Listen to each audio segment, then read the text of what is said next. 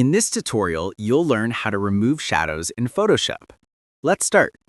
Press Ctrl-J to copy your layer. Use the Quick Selection tool and select your subject. You can select manually or simply click Select Subject for automatic selection.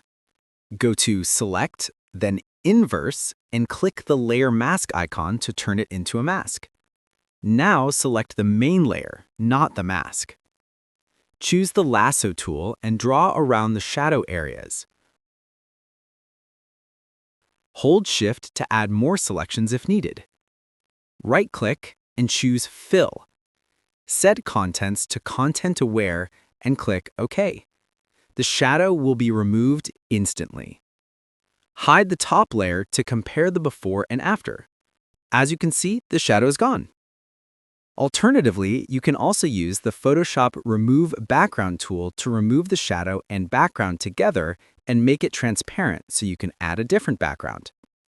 If this tutorial helped you out, make sure to like and subscribe for more helpful guides.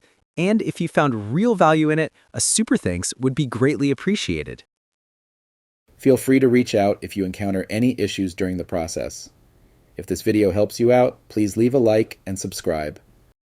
Comment below if you have any questions.